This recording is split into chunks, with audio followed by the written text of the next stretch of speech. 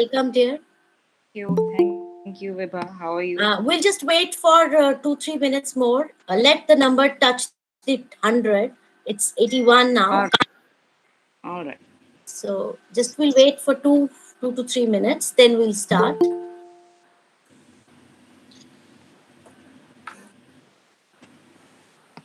So we are having, I think this is our second session with you, Ishita. Earlier also you were invited in some induction program, Vibha was telling me. Yeah. So, I am speaking to Dr. Bhavna Sharma right now. Yes, Sorry, yes. I am new to this. I thought it was Vibha speaking. I'm new to the Google Meet interface, so please give me like some time to ease into it. But yeah, thank you for inviting me. And yeah, I've been coming to GCET since I think 2018. Oh, So I've been there at least 3 to 4 times. but we haven't met. We haven't met. No, we haven't met, but I have met um, Dr. Um, oh God, I Veena. forgot. You Dr. must have met Veena, Dr. Dr. Veena, Anita Barar, Sameru because they deal with the Sharma, induction program. Dr. Anita Brad. I've met all of Yes, them. yes. Yes, exactly. Yeah, And they I think deal I have with met. the first year. They deal with the first year. So I thought we should also invite you. So in Yes, I think this is for UG and PG, BTech, MTech students, right? yeah. So we'll just wait for 2 minutes, then we'll start the session. Okay, I will just set up my audio a little bit.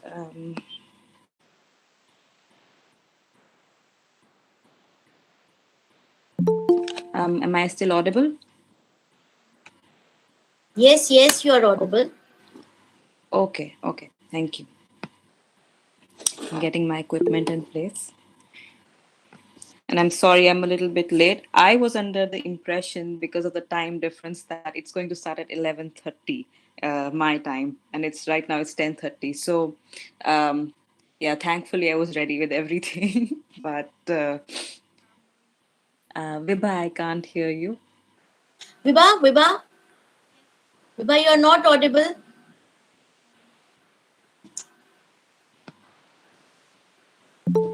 Yeah, just rejoin again. Disconnect yourself and rejoin again.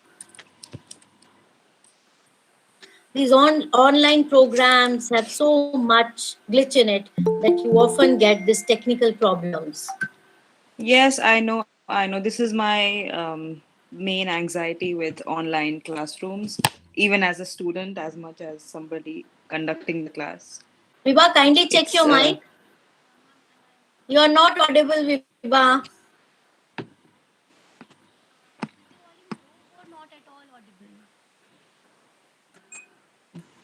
Just slightly increase audible. the volume. Increase your volume, Vibha.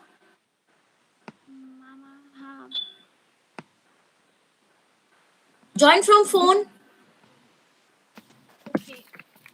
Just speak something, Vibha. Ma'am, is it okay now? Yes. No, it is Yes. okay. Okay. Okay. I There think are we should always start. some or the other kind of technical flaws that we get. Okay, good evening, everyone. I am Vibha Mahajan, Assistant Professor GCT Jammu. I came up to you all on behalf of TNP Cell and Startup Cell GCT Jammu to this expert lecture on forming and communicating ideas. I wholeheartedly welcome you all. And prior to the commencement of this orientation session, I respectfully express my gratitude to Mr. Talat Pervez Rohela, Secretary Higher Education JNK, for his supreme channelization for making the institution energized towards conducting interactive sessions for the students.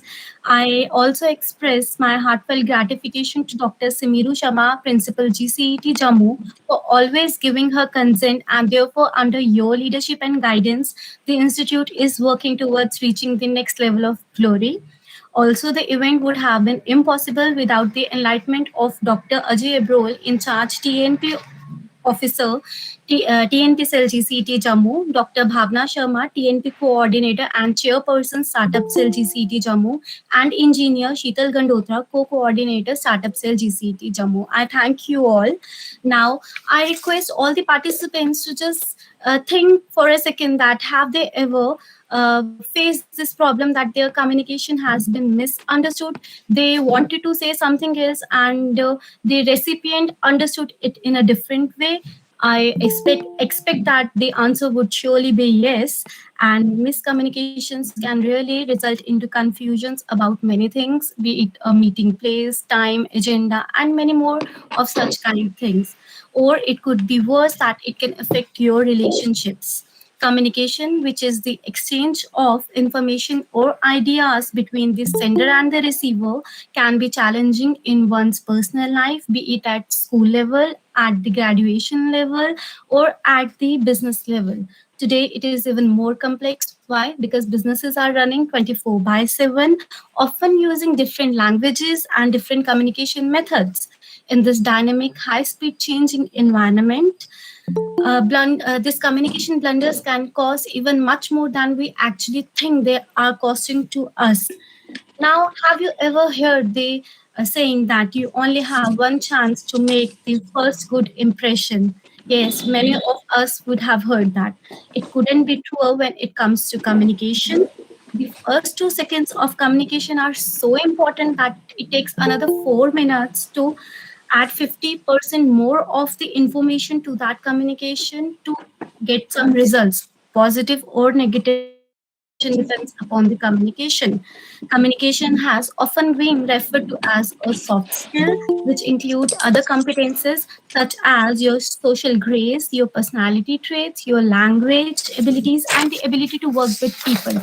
It also includes one more important thing, that is emotional intelligence, which is the ability to work with people and build relationships. And now communication has changed its place from soft skills to a newer hard skills category. Why? Because the role it plays in the business, it is important for technical job requirements today. According to a writer, Peter Post, that is the grandson of great writer Emily Post, it says that your skills can get you in the door and your people skills are what can seal the deal. So I hope we will understand the importance of communication from today's lecture. And the speaker for today is Miss Ishita Mahajan. I welcome you, ma'am, on behalf of GCET fraternity. And Miss Ishita Mahajan is currently pursuing her PhD in religious studies from the University of Edinburgh. Her work revolves around the anthropology of religion in the Western Himalayas. She enjoys teaching and used to work as faculty at IIT Jammu, where she taught language and communication to BTech students. The scholarships awarded on her name includes Principals Career Development Scholarship and Edinburgh Global Research Scholarship. Ma'am, we hope that your guidance will help the students to understand how and why is it important to pay attention to the most ignored subject in their curriculum, that is the communication skills. And I will hand over this space to you. But before that, I would like students to pay attention to few instructions. One is that obviously you will be getting your feedback form link at the end of the session, which you will be filling up within the 10 minutes of the conclusion of the session. You can inquire about your queries in the chat box, and you can unmute your mic at any point of time and respectfully asking your questions to the speaker. And yes, all the best to everybody. I hope this session would be beneficial for every one of us. Now over to you, ma'am. Thank you, Vibha, for such a nice introduction. And hi, everyone. And I would also start by thanking GCET, the entire fraternity of GCET, for inviting me over and keeping the tradition going. Because one of the highlights of my work in IIT Jammu was also coming over to GCET and meeting the students, and it has always been a very, very welcoming environment and a very, very good learning experience for me too. So, and I expect the same from this time. And yeah, I want to just start by saying that because this is an online medium and I am new to that, so forgive me for any technical glitches that I am sort of navigating through. Okay, and help me through this entire thing. And I want to just ask one question. I understand this is like a 2 hour session, so in the initial 1 hour 45 minutes, let's say, I will just give my presentation. I will talk about whatever I have to talk about, and the next 45 50 minutes, I want to have a discussion with all of you chipping in. And please, because I know this is a new mode of education for all of us, and this is an online platform. The bad thing is we can't be together in the same room and look at each other and be in each other's presence, but we can definitely use different mediums to communicate our questions or our comments, respecting each other's sentiments. So we can, so please, I encourage you to enter any comments. If you want to type it in the chat box, in fact I will ask you at some point to type certain things into the chat box. Do that. If you want to ask something, the best thing would be, at least for me, that you turn on your video and I can see you. But I know there are internet problems for different people, so even if there is no video, you can just speak to the phone. And it's if you're comfortable with Hindi, you can do Hindi. If you're comfortable with English, you can do English. That's all fine as long as you're speaking. Okay, so let's start. I will be sharing my presentation now. Hold on.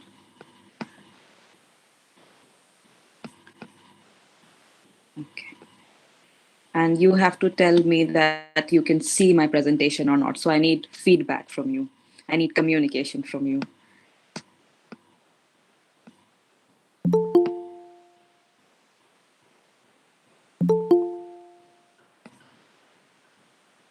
Can you see my screen? Yes, yes. Can you see my presentation? Yes. Yes, ma'am. Just make it Amazing. the slideshow. Play it in a slideshow. Yes, I will do that. And in the meantime, I will just start by saying that right now I can't see you all because my screen is in the slideshow. So I might not be able to read the chat. So if anyone has any question for now, you will have to sort of speak up. Okay, so thank you everyone for being present here. I'm going to begin now. I I have been, Vibha ma'am just mentioned, that I have been teaching language and communication skills for 3 years at IIT Jammu, and my work was to deal with BTech students mostly and tell them the importance of communication. And this is one thing that I noticed across the board, which was that as engineering students, there is resistance towards learning communication skills. It's something which looks like, why are we doing this? Why do we need to waste our time doing communication skills? And this is one thing which I have come across in many students. But it's after you guys reach like third year or fourth year when you start realizing, oh wait, we need to sit for interviews, we need to sit for group discussions, we need to sit for selection. Now we need to start writing emails in a professional environment. We need to know how to do these things. We were not doing these things earlier.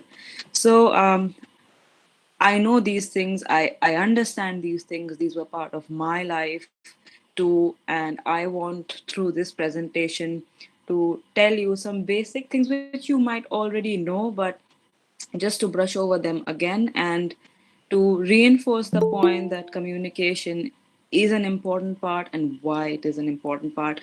And please don't consider this to be like a lecture. This is me speaking from a perspective of a student as well as a teacher. So now that I'm a student, I'm back into that frame of mind where I am open to more instruction than being trained to speak. So I am able to understand both sides equally.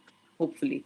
So yeah, so think of me not as somebody here giving a talk, but think of me somebody as holding a discussion with you where you can freely communicate whatever you are thinking, because at the end of the day, this is a communication talk. Now, the the content of my current presentation, which will take the first 1 hour of this session, is to take you through the basics of communication. Like I said, you might already be aware of these things, but it's always useful to brush up once more so that I can set a background from where we will start. And I will take you through why we need communication and what forms of communication and dynamics of communication we need to pay attention to. Second, following that, I will talk about one thing which we need to pay a lot of attention to as youngsters and students.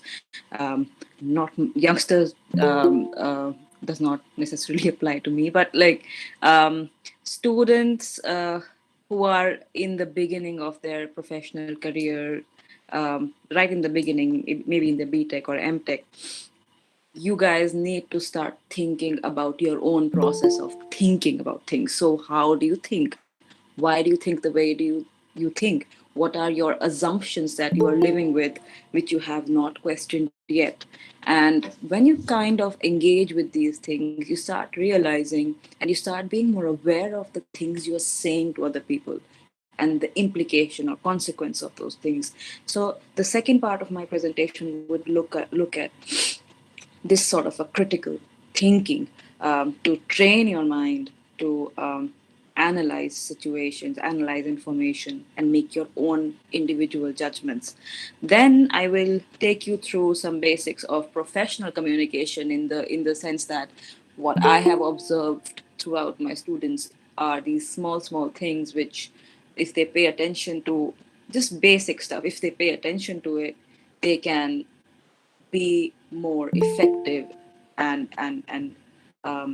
professional in their communication. They can be taken more seriously in a professional environment, and this is something which I notice as a product of the Indian educational system, that now there is a growing emphasis that now we need to pay more attention to how we write for everyday communication. But earlier there was not that much push when at least I was in school. So now I see this good thing happening where communication is being given more and more importance. uh, and I want you to understand why communication has always been important, and it is only now that people are recognizing its importance, at least in India. But across the world, the importance has started being recognized. And then at the end of the presentation, I want to open the floor for discussions.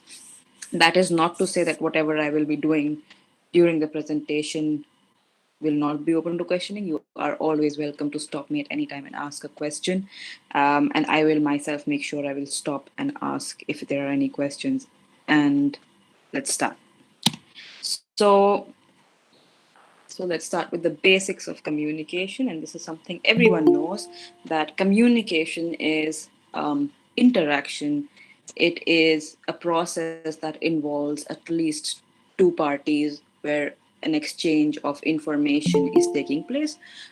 People argue that usually communication is about one way information, which is actually true when you send community-wide emails, or you're writing newspaper articles, or you're making videos which will be on the television or social media. That kind of communication is largely one-sided. But the communication I'm going to focus on today is going to be about a communication of interpersonal relationships, and um, which means like exchange or transaction of information, receiving or giving or receiving of messages which are meaningful and not just messages. But one thing which and yeah, like the source can be anything. It can be social media, it can be electronic media, it can be written mail or letters. anything. It can be speaking, it can be writing. What I am engaging in with you right now is a form of communication. Right now, it is slightly one sided, and I will tell you why. But usually, what I like to think about communication as is this two-sided thing, because if we were sitting in a classroom right now, I could have seen your faces, I could have seen how you were physically responding to my talk, and I could have seen how my whatever I'm saying is being understood or not. Maybe some of you must be nodding right now, some of you um, must be sort of slouching into your desk and falling asleep right now. So these can be different kinds of responses, which I have to be very, very on the lookout for. But I can't be, because this is a new medium for all of us. So this opens a new platform of communication studies for all of us, where I can't see who I'm talking to, and for all I know, some of you must be like, it's 5 o'clock in or 4 o'clock in India. So some of you must be relaxing, or some of you must be uh, winding down from your busy day, or some of you must be enjoying the Sunday, whatever. So this is the difference now. But coming back,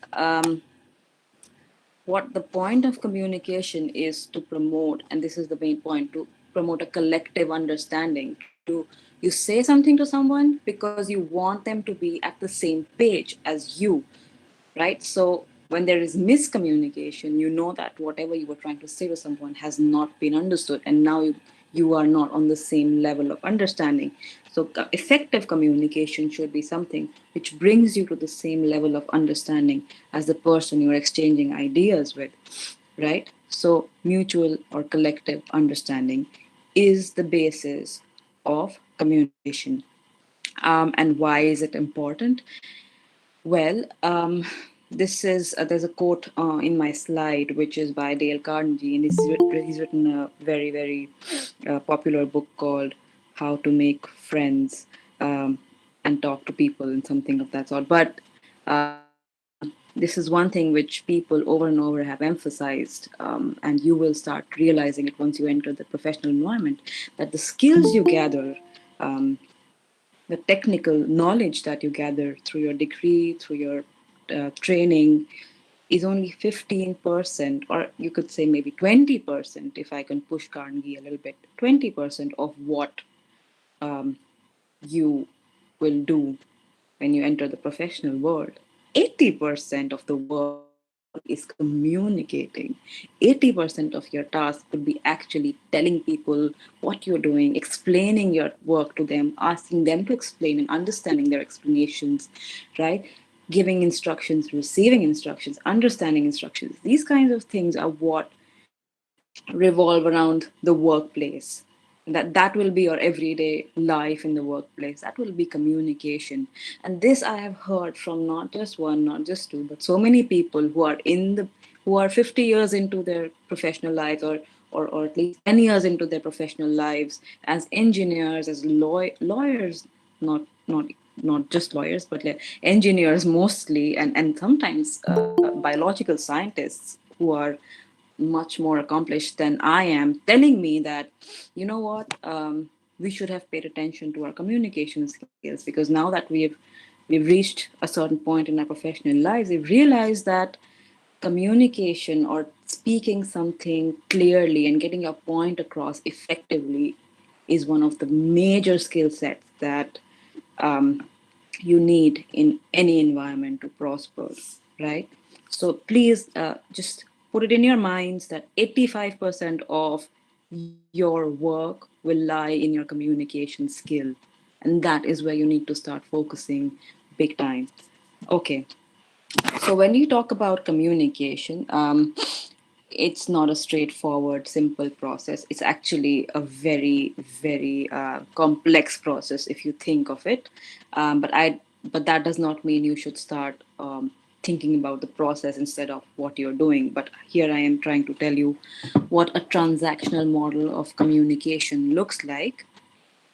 So you basically have two parties, at least, encoding the message in a language which both parties understand, sending the message to the other party who receives that message will decode that message from the language into its meaning and give feedback. Okay, now this giving of feedback is an important part of communication where the sender understands, or the sender of message understands, whether the receiver has successfully received that message or not. If they have not, then the feedback will make sure that the sender resends the same message in a different format for the receiver to join the two messages together, the previous one and the current one, and make the same meaning. So communication is all about encoding and decoding, but it's not as straightforward as that. When you're communicating, there are so many things which are happening around you. You are not just communicating in a vacuum, you're communicating in a context, in a social space. So it matters whether you're sitting or standing. It matters whether you're in a coffee shop, or whether you're in a lecture environment, or whether you're in a conference room.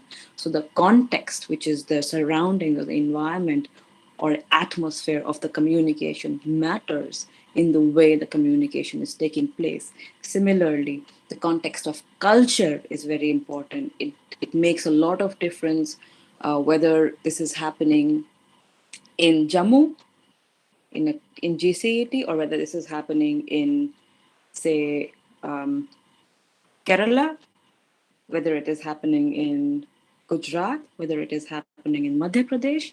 Where is this conversation happening? What is the cultural dynamics of that place? So, what are the ideas that people talk about? So, it differs from culture to culture. So, you have to be very aware, not in your context all the time, but yeah, like culture plays an important role when you're communicating. So when, for example, when I left India and came to the UK, I realized that I have a very different cultural way of communicating as compared to people living here. So or if I meet somebody from another country, they have a very different way of communicating. So now I'm getting to see those cultural differences get together. But even in India, because we are a culturally diverse nation, you can see those cultural differences come into contact when you interact with somebody from a different state.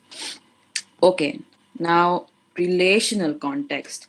You have the physical environment and surroundings. You have the um, cultural dynamics of the place, and then you have the relations between the people who are discussing things. So communication also differs with respect to who are the people communicating. Is it a boss and an employee? Is it a lecturer and a student? Is it a student and a student? Is it a first year BTech and a third year BTech? Is it a second year BTech and a master's student? So you know that there are different kinds of communication based on the kinds of people communicating. So the relationship between those two people matters. You speak different. The communication process is different when you're speaking to your parents inside your house. The communication is different when you're speaking to your boss inside a conference room, right? So these kinds of contexts, all of this goes into the process of communication. And the point that why I'm telling you all of this is because as somebody who pays attention to what goes into communication and what factors are involved, you're aware of these things and you can take them into account. Okay, um, at the back of your mind. So yeah, psychological context can also refer to the level of urgency in the moment, or what is happening around you, or what that person personally is going through. So these are things you have to be very sort of attentive towards. Why? Because these different things, the social relations, the atmosphere, the environment, or the relationship, can affect the understanding or misunderstanding of the message. And these misunderstandings which I'm talking about are what is shown as noise. So there, the noise can be actual noise in a place of in an environment of communication, or it can be different things which are going on in a person's mind, which make them misunderstand something, or it can be the way you have presented a message, right? So that can be the noise too. So this is the basic transactional model of communication, which has multiple factors affecting how the communication process takes place. It's slightly complicated, but it's you have to at least once understand it. Any questions?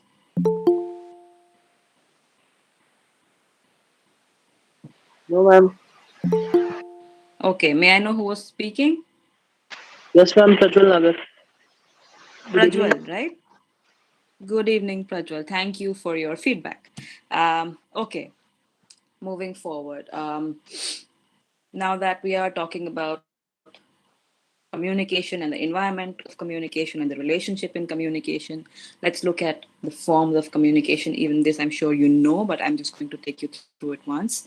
There is verbal communication, which is like what just happened between me and Prajwal, which he said something as an answer to my question. So these are interactions between people which are spontaneous, which are immediate in the moment, and this online interaction can be a form of verbal communication. But if you pay attention, it's actually verbal and written, because I'm also using a presentation to simultaneously give you ideas. So I'm speaking while I'm showing you the presentation. So your input is actually the slide, the text on the slide, and me talking to you. So, and you also should be aware that now that our conversation is taking place, I am sitting in my room in the UK, you are sitting in your room in India. We have different environments. That is what online communication has changed in an interpersonal communication space, that we can see each other's environment, but we are not physically part of that. So we can't feel the sensory parts. We can't sense the different elements in the environment, but we can still see it, right? So yeah, but when we are talking, it's a verbal communication with a presentation, which is a written communication. I'm using my gestures. If you can see me on the slide, it's a non-verbal communication. So there are different kinds of communication. So verbal communication includes spoken words, but even when you speak, you have to be very, very careful about your choice of words, the tone in which you're speaking. So, are you shouting or are you murmuring? Are you speaking swiftly or are you speaking slowly? You speak slowly by maybe somebody who has not understand, or if you're talking to a child, or if you're explaining something to somebody who it's a difficult concept, then you slow yourself down and you take somebody point by point. So pace is also a way of communicating how the receiver has to understand the message, right? The moment your teacher starts talking slowly and starts explaining something with a lot of urgency, suddenly everyone wakes up and thinks, okay, I should take my notebook out because I want to make some notes, right? So that is also communication, which is part of this verbal and non-verbal thing. And obviously, verbal, non-verbal, written are not watertight divisions. They're just things you have to understand that exist as part of communication. The sound and the intonation, which I talk about, is saying, okay, why not, right? So when you're asking a question, you tone you there's no question mark in spoken language, so you have to tone your way of speaking to denote a question. So have you had a great Sunday today? So when you tone your question and sort of pitch it at the end of the sentence, today, that's a question. Did you understand what I'm saying? Question, right? Again, if you're very excited about something, there's no exclamation mark in written in spoken language. So you say it with a lot of excitement. You say it swiftly. You say it. You literally shout. So these kinds of things are part of verbal communication, which you guys already know, but I'm just putting it out there for you to think about.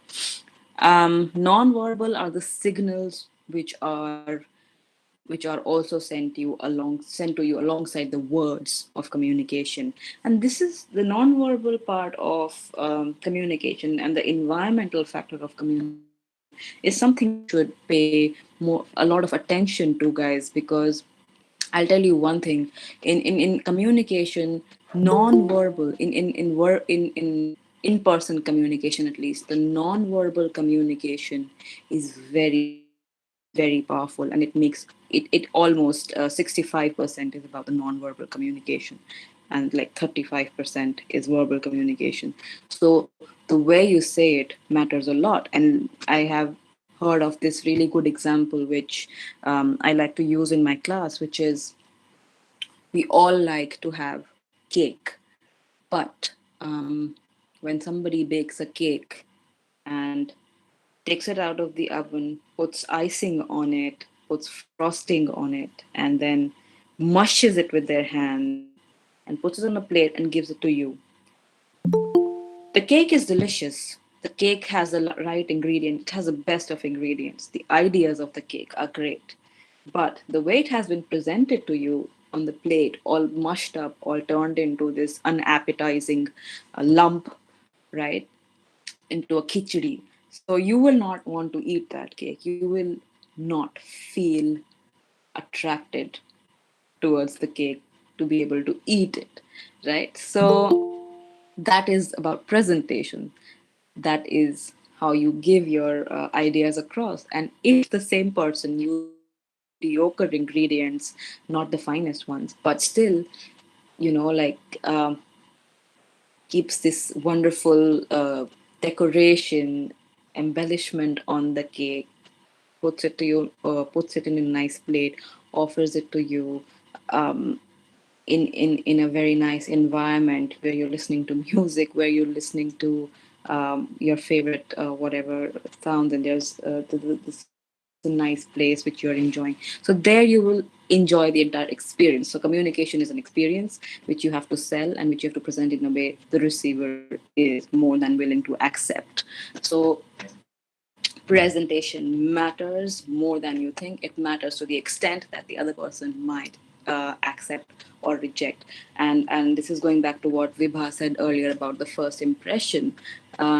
Yes, first impressions are important, and the presentation of those first impressions are important. But also remember that first impressions are transient, and then there are the second, third, fourth impressions. But yeah, like the first impression is important, and presentation is a powerful tool to use there, right? So your body language in that sense should be welcoming. You should not like cross arms, retreating away from your interlocutor. You should not make them feel repulsed in any way if you want to have a good conversation with somebody, right? Your positioning should imply that you are comfortable in this conversation, and you should be able to make um, your um, your friend or whoever you're talking to feel comfortable, even if it is in the context of this talk, even if it is in context of an interview. It's not just the interviewer, and I'm sure you will understand this. When you go for an interview, if the interviewer makes you feel comfortable, you have a better interview. If the interviewer makes you feel ill at ease, you get scared and you get nervous. But the best way to tackle that nervousness into is to try to bring that dynamic back to a comfortable level from your end. Why can't you initiate the level of comfort for the interviewer? Why can't you turn it into a conversation from your end? So the more conversational you make an interview, the better are the chances of it going well, right? And for that, you need to send good amount of like non-verbal communication, that you're at ease, that you're comfortable, that you're confident.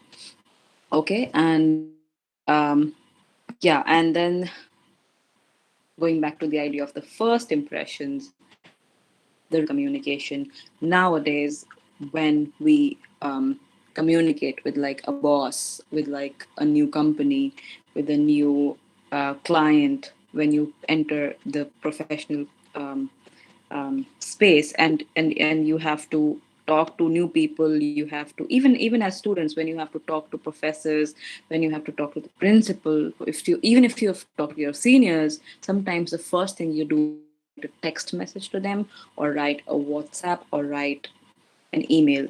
So how do you structure that? What kind of words do you use, right? What kind of formatting, what kind of language are you sort of sending your message in, has a lot of importance, because that is the first impression you have to do this time. So resume, for example, is arguably one of the most important first impressions that you have to make on your employer or a future employer. And similarly, emails, right? So how can you communicate the best through emails, without using so many words, without using a very difficult language, without sounding stupid, right? Um, yeah. So the third and the final part, which I think people do not often think of as part of communication, is listening. Listening actively is a very, very strong signal. Listening is a part of a very successful dialogue. That is how the people do not pay attention. So all the times there's a lot of emphasis on, oh, you should communicate like this, you should speak like this, you should talk like this. But how should you listen, is also something that has to be paid attention to, because to make somebody who's talking to you feel comfortable and feel valued, you have to make sure they know you're listening to them and you care about what they're saying, right? And this is something that also helps in interviews. This is something which also helps in talking to possible employers outside the interview area. So listening to somebody, and not just for interviews, you guys, it's also important to engage in good listening skills with friends, with teachers, in classrooms, for examples. If you listen well in classrooms, it's a good sign. It drives the class in a positive direction. And when some of you become academics, or when some of you become leaders, listening to your subordinates is very important. It makes them feel like you care about what they're saying, and you do care about what they're saying. The more respect you give to somebody, the more you make the other person feel like you care about what their ideas are. um, the communication process is effective, and you are sort of in a more space of comfort, and you're more successful in establishing a good relationship with that person. So how do you listen properly? You do pay attention, and by paying attention means, like, you send constant feedback to that person you're talking to, that yeah, you're listening. So it might be nodding, it might be asking questions during the conversation to say, oh, is this what you're talking? So you ask for clarifications, so that the person gets a feedback from you that yes, you're listening, yes, you're listening intently, and you're trying to understand what they're saying, right? And then if you ask some questions back to the person who's speaking, it not only helps that person feel like their ideas are being thought about by you, but they also feel like they can develop their own ideas. So you do want somebody listening to your ideas with the same sense of urgency as you do. And then in the end, a good exercise is to summarize what the other person is saying, to see that you have completely understood what they were trying to say in the first place. And you obviously intently track their gestures, their facial expressions, their body language, to make your own evaluation at the back of your head. So so listening is a very important part of communication. um, and it often drives the conversation into different directions. So don't underestimate the power of listening, is my 2 cents for you. um, now that we have covered communication, are there any questions to begin with? Any basic ideas that you were thinking about? Anything that you would like to add to this?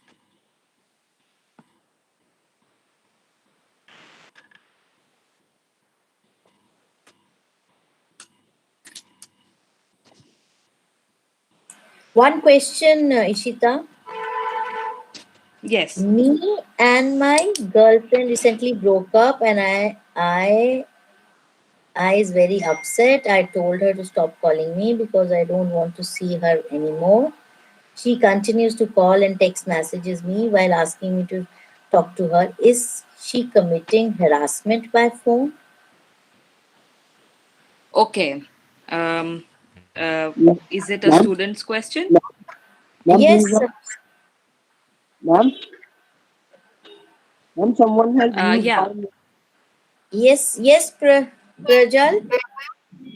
Yes, ma'am, someone has used my name to ask this question. Beta, I think there are two people. Prajwal, one is Prajwal Nagar and one is Prajwal Harseed, if I am not wrong.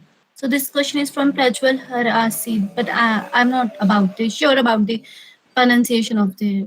So it is. Please, It's all right. It's I all think right. This is somebody a somebody has posted just like that only. I'm harassed. but this is a actually an important question, isn't it? And I will come to that too, because yeah, this is something which which is the most I think it's somebody prevalent. has yes, somebody has made a fake ID, and because the name is Prajwal harassed, so I think it is a fake ID. So sorry for the Yes, it question. is a fake ID. It's Sparsh, kindly remove Yes, Prajwal harassed. harassed. Please remove this ID, and ma'am, please continue.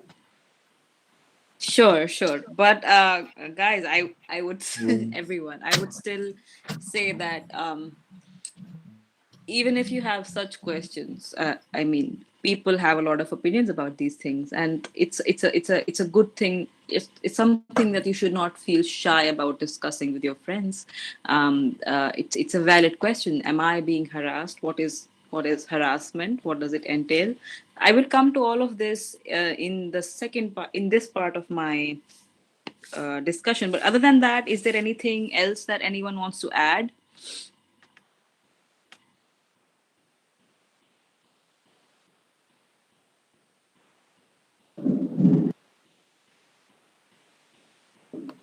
I think, ma'am, we can continue. There are no as Okay. such questions. Okay, okay, and just Prajwal, don't worry about that comment. I think we will all take it with maturity. It's okay. Whoever has posted that, I think has been removed from the group. Okay, let's continue.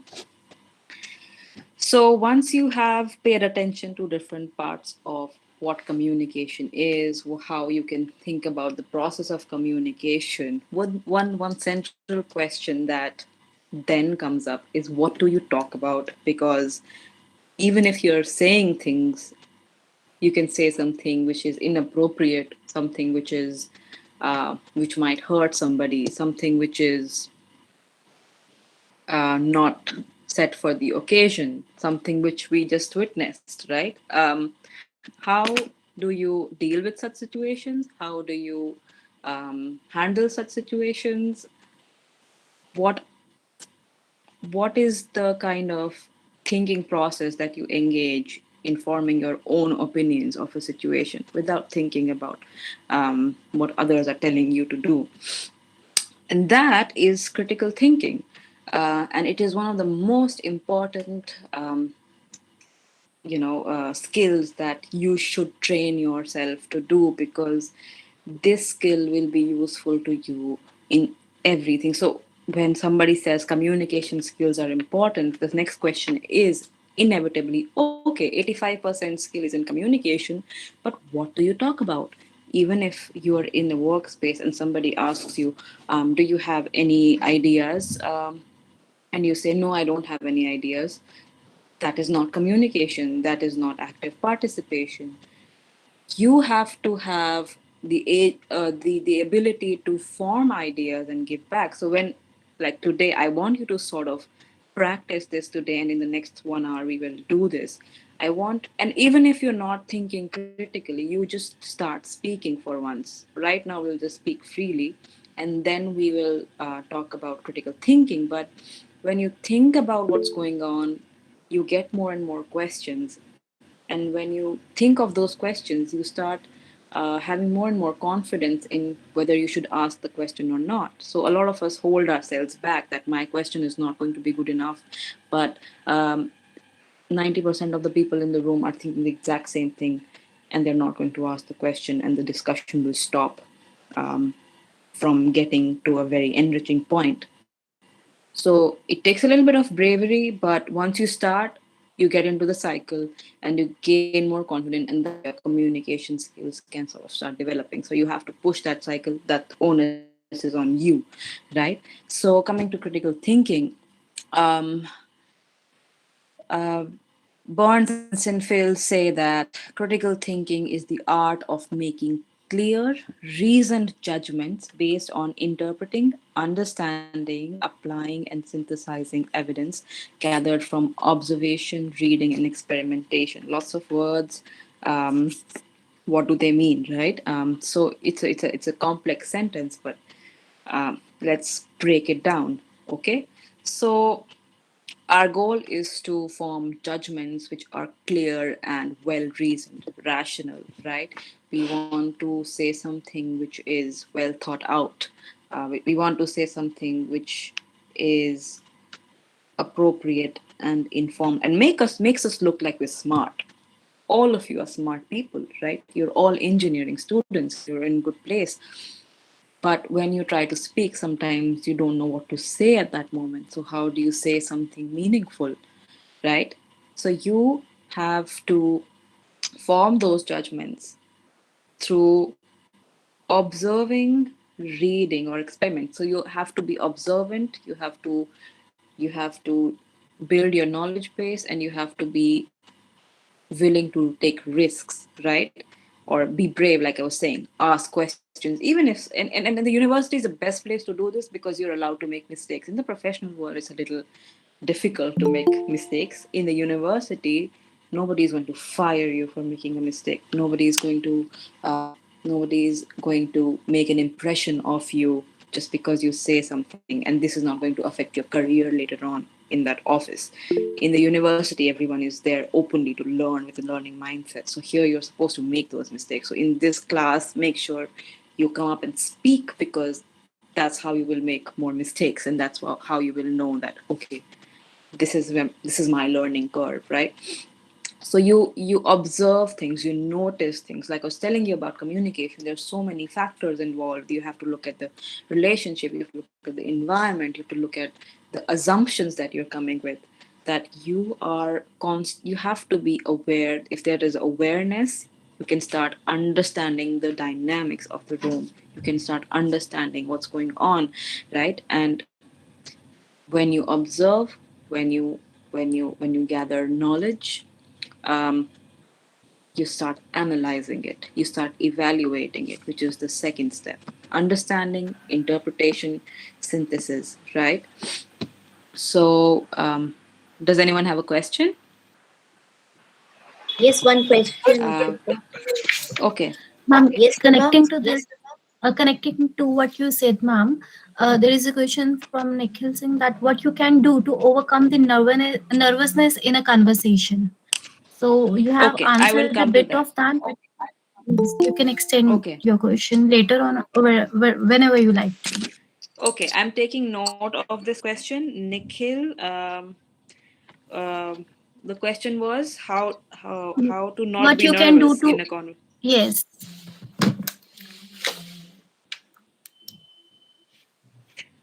Okay, I've taken note, and I will address this right after the presentation. And I will open the floor for discussion, and I will ask other friends of Nikhil's to also join in. Uh, because I'm sure this question is very important for all of you, because it's important for me too. I also get nervous, and I want to keep knowing how I can, right? So we will discuss this. All right, moving ahead. So you understand and you interpret and you analyze whatever you're observing. You evaluate it from your own point of view, and then you make your judgment, right?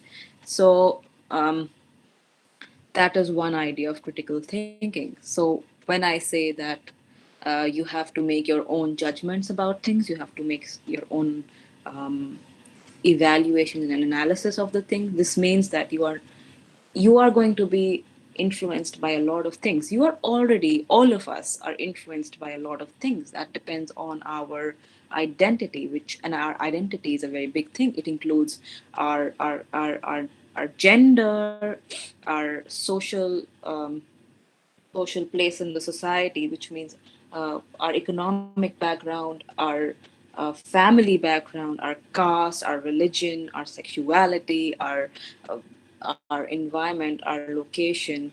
There are so many things, our relationship with the person. There are so many things which are going on. And then there are things like our background of education and meeting each other. So when everyone is coming from different kinds of backgrounds, affected by so many things which shape their thinking, you have to be open minded in your interactions with people. You have to be accepting of who they are, right? And that's where listening comes in. You have to have an open mind, because when you're talking to somebody, your ideas might not meet, or your ideas might meet too much. Anything could happen. But critical thinking helps you manage, or collect those ideas, think about them, and make your own decisions of what you want to believe in and what you don't want to believe in. Take an example of, for example, if you're in a workspace, right, and you have just joined a new office as an intern, and you're welcomed at the reception by a female, and she sends you into this office area where a male is sitting. So when you enter, you start noticing these things. What are the gender of the people? Where are these people positioned? How is the office space defined? How is the workflow happening? Who talks to whom? These kinds of things, these dynamics, and these are everywhere. Like, the moment you start noticing these things, you start making your own analysis and judgment. This is how this office is treating its people. This is how its office thinks. So how is your boss, or how is your colleague approaching the idea of gender division of work? So how actively are the women talking in the room, or how actively are the men talking in the room? What are the kinds of what are the patterns of thought that the office is doing? What are the things they could be missing out on? What new can you bring? So the questions that you will come up with, or the things that you will find to speak, depend on how observant you are.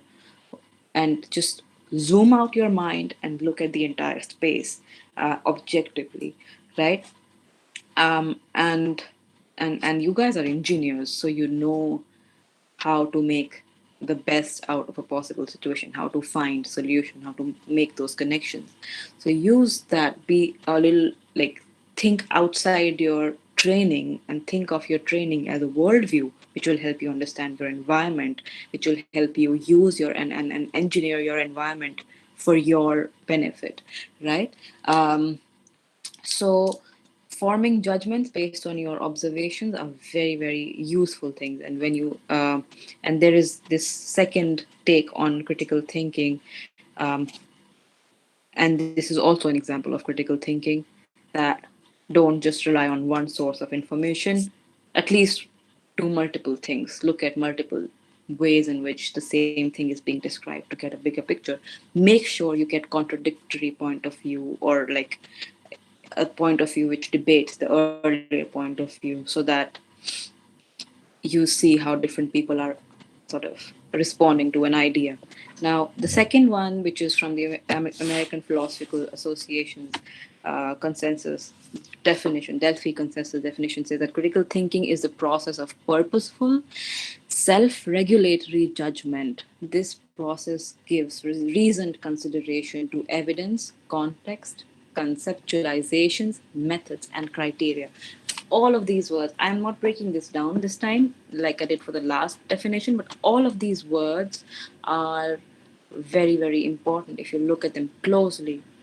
And this is something which you have you have to learn, like close reading. Even when you're reading an email, even when you're reading a definition, when you read something closely, you start using your own critical thinking. So it's an exercise, it's a training. Okay, so critical thinking is a process of one word. It's a process. Okay, it's not something which you do and then you move on. It's a constant thing. Okay, of purposeful. So purposeful is you want a sort of an outcome. Okay, purposeful self-regulatory judgment. The point is to make a judgment about something. The point is to create your own opinion about something, but that opinion does not mean that you just criticize something outright or you just dismiss something outright. You should have the idea, the capacity to self regulate, which means you should cross question your own self and be your own worst critic, because we are the most immune to our own mistakes. We don't think of ourselves as mistake making people, and others can make mistakes as that's a human nature, right? So first thing you do in critical thinking is keep asking yourself, like, why do I think the way I think? What are my assumptions? I am a woman in my PhD. I'm sitting in a space where I have certain facilities, where I lack certain facilities, and when I say something, why do I think I'm saying that? So um, if I say that it's okay for someone to talk about harassment, why am I saying that? Why is it that I think harassment is an important thing to address? Um, but then I will also say that um, I am saying this, and I'm breaking it down for you. I'm saying this because I have met a lot of people who have openly talked to me and on platforms about what they went through.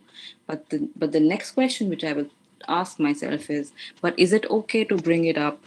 Um, is it okay to bring it up for somebody who's going through it when you don't know what they're going through, right? So these questions. So am I right in pushing for this discussion? I don't know, but that sort of onus is on the person who's being going through that situations, right? So I have to keep questioning myself every time to ensure, and I'm taking you through this process because there's a lot of thinking involved, because I should cross question myself at every point. And the outcome of such questioning is trying to make a space more accessible, more welcoming, more comfortable for everyone, where they should feel free to talk about their problems. Yeah, so the idea of thinking about why you're thinking something, right? And then giving reasoned consideration to evidence, context. So evidence are whatever you observed. Context is the environment, the situation, the circumstance. Conceptualization, method and criteria, how people are creating their own judgments. You can try to empathize with them. What ways are people reaching those judgments? What methods are people using to apply those judgments in their actions? So these kinds of things are, when you start thinking critically about these things, about people, about your environment, if you start staying in the moment, you realize that you can think like you are in somebody else's shoes. So you can start empathizing. You can enter somebody else's mind sometimes, and that helps you develop what is called emotional intelligence, because you start understanding other people's point of views better, right? So and that makes you much more open-minded, that makes you much more fair and unbiased in the way you deal with people. And that's a mark of a good communicator, of a good professional, of an ethical professional. So these things, so critical thinking, forming your own opinion, being skeptical of whatever is told to you directly. So don't just easily accept what is told, but first evaluate it on your own level personally to see whether you should accept it or not, and what criteria. Why is this idea coming towards you? Why should you? What will happen if you start? What are the consequences of doing something? So um, if somebody says that you should go and visit such and such place to gain, and you should go to, okay, what example can I use? If somebody tells me that I should wake up every morning and go for a run, um, to sort of, you know, um, be fitter or whatever. So my position should be, but okay, why is this person saying this to me? Is that person also practicing the same regimen on their own, right? In their saying that to me, are they suggesting that I do not work out, or I should I do not have, in their perception, do I not have a healthy lifestyle? These kinds of things, you start understanding those perceptions. Similarly, to give you a more academic example, there's this woman called Emily Martin. She studies languages, and she in the 1980s she wrote a paper, an academic paper, talking about how scientists write about reproduction in school textbooks, in biology textbooks. And she points out that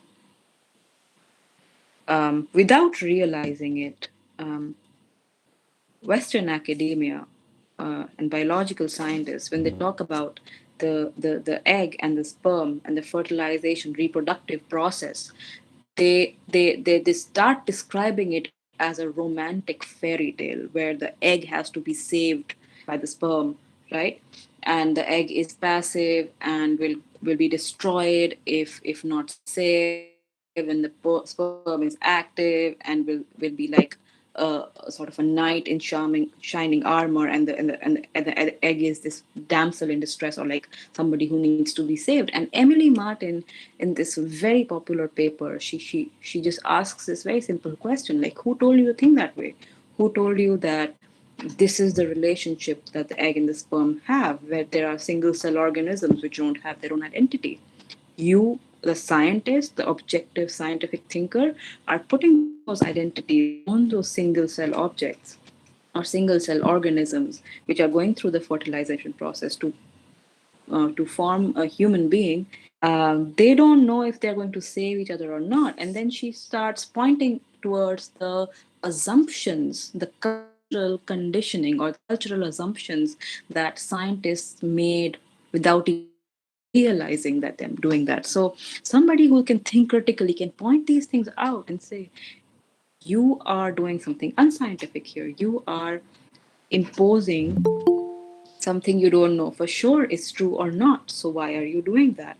So, and then she argues it back, and then she shows how you should not look at it in form of a fairy tale at all. You should look at it in form of a reproductive process, because the moment you start to look at it as a fairy tale, you tell the readers to think of that process in terms of a fairy tale.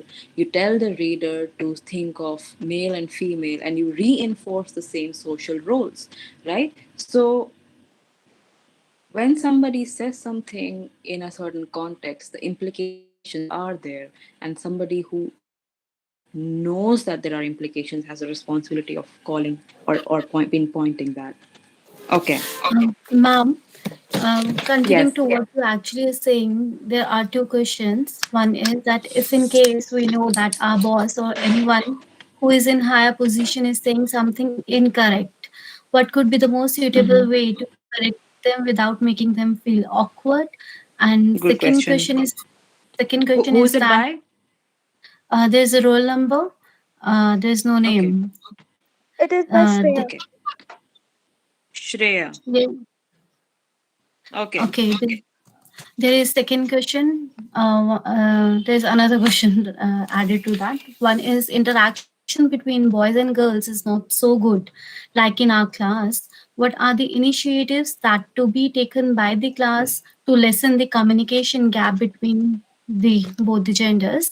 And then is Very important question. communication is communication is good to a certain level, but sometimes people don't understand like why you are being sweet, or could be that they take your intentions in a wrong way. I want you to just tell me about our body language to handle those kind of people who get wrong ideas when you talk to them in a good way or try to be just friends. Okay, all these are very important questions, and I have taken note of that, and I am going to start addressing them. But I am going to actually, what I'm going to do is I'm going to like fly through the rest of my presentation, and let's start the discussion soon. Okay, but thank you for these questions, and whoever has asked them, I would encourage you when the discussion starts to start talking about these questions, and the rest of the people to chip in. So, well, critical thinking is some these are this I've already discussed. It helps you recognize your own individuality and make informed interpretations without simply following others, building awareness and emotional intelligence. And well, all of these things I have again discussed. You take note of your thinking patterns, you refine your viewpoint, and you do this by reading things about reading different kinds of things. If you have a question about a certain social norm, or you have a question about a certain thing that people do, which you have like just ask me and we will have a discussion. So one good thing is to be able to have a discussion about it with other people, and throw your ideas across. Okay, you can write about them, and you can refer to multiple sources. And now we're on professional communication, and we will come to this written communication part in a bit. First, I will go to your questions, and if we have time, we will come back. um, okay, so yes, first starting with Nikhil. Nikhil, can you hear me?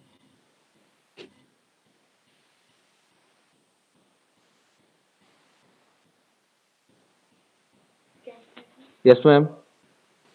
Oh, okay. Hi, Nikhil. Thank you for your question. And I'm sure a lot of other people have the same question as you. So, what can you do to overcome nervousness in a conversation? Are you nervous right now, Nikhil?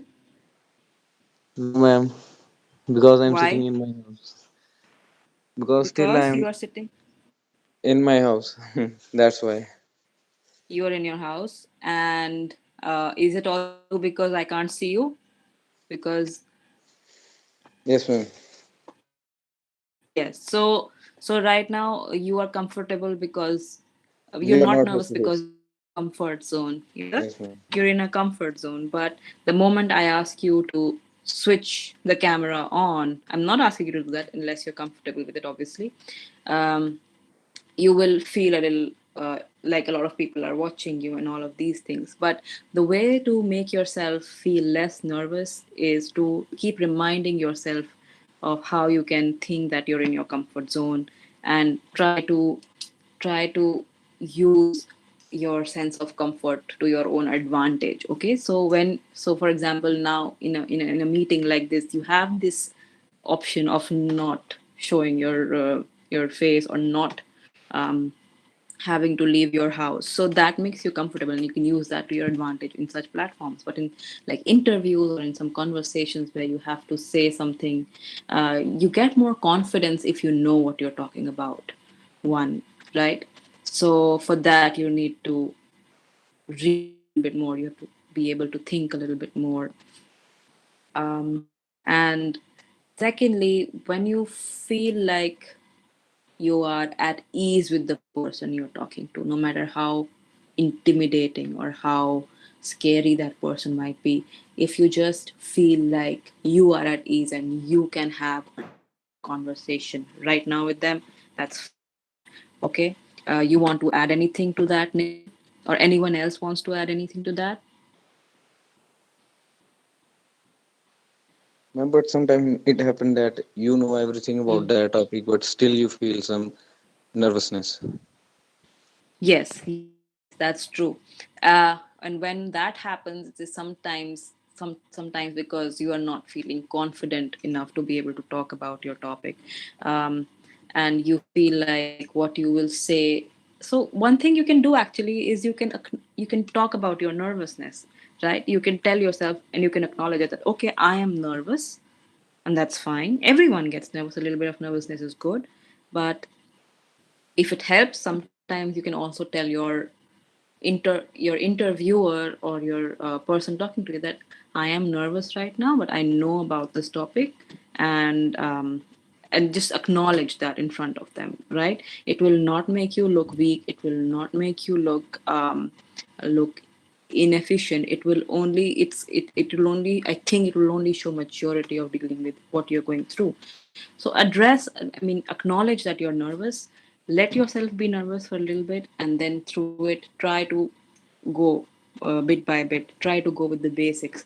And the more and if you still feel nervous, first try to sort of talk about general things which will make you feel more comfortable, right? So sometimes if especially if it's like an interview, you could familiarize yourself with the space and in advance, so that when you go there you know what you're prepared for. um, Sometimes some people sort of go for a listen to a lot of music before such something which makes them nervous, to ground them in the present. Or some people like do some physical activity to ground yourself in the present, because the moment you start saying, oh, people will judge me in a bad way, or I will be mocked, or I will be criticized, this is like a spiral, and you will just keep on going in that nervousness, anxiety, sort of a endless cycle. But the moment you just tell yourself that, you know what, I am thinking all of that because I'm nervous, you stop. You literally, sometimes actually it works, you stop feeling nervous and you start, or you just tell somebody I'm nervous, then you're just engaging, you're maturely addressing the problem, and then you're moving ahead, right? And everyone will understand this, because it's a human thing. It makes you human to feel nervous. That's completely fine, right?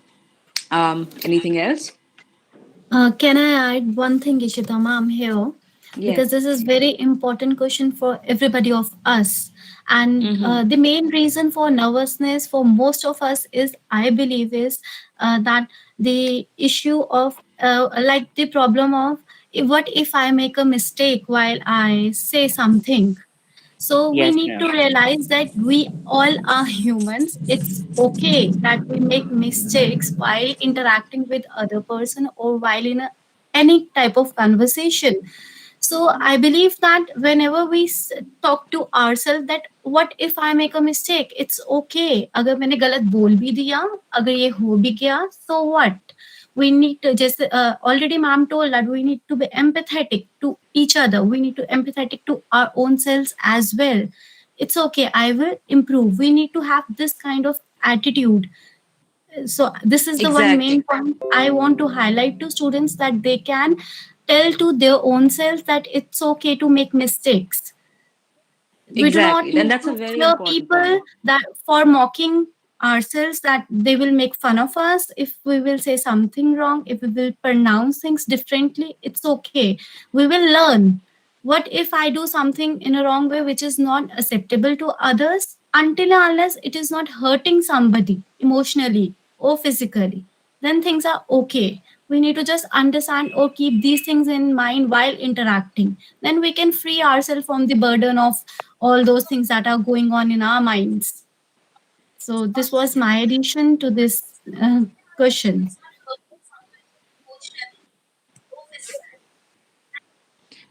Yes, thank you, Vibha ma'am. That is exactly what is true. And remember, all of you, that whoever is interviewing you, or whoever is on the other side of the conversation, which is making you nervous, has also been nervous, no doubt, right? And they know what it feels like, and someday it will be you on the other side of the conversation making somebody else nervous. You will know that it feels bad, and that responsibility is to make the other person feel it's okay being nervous, right? So I would say trust your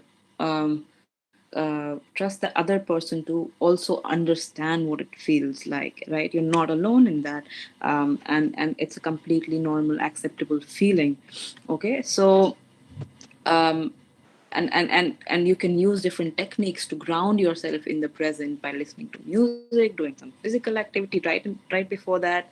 um, the more you let yourself think about what can go wrong, the more you will get anxious and scared.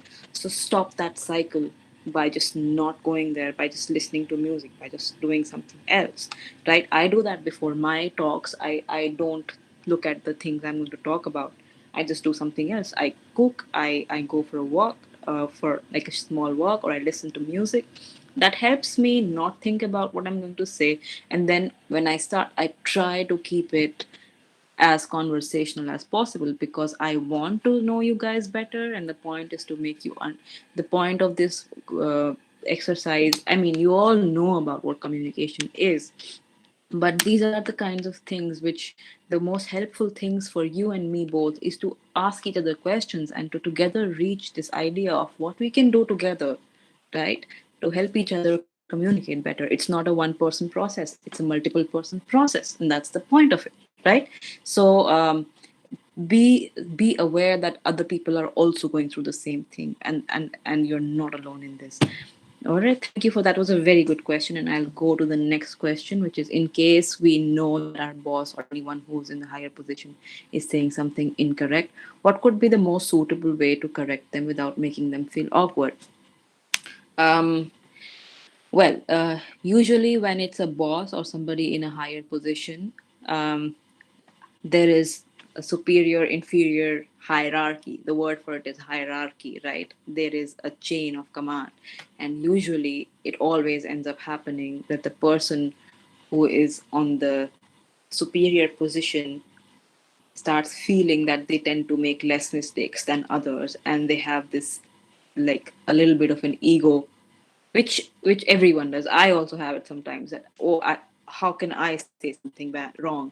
But everyone, again, when you start acknowledging that everyone is a human being, and that's what critical thinking needs. The moment you think critically about, no matter what your position is, you are still open to committing mistakes, and something like that, then you start grounding yourself, and then growing professionally and personally.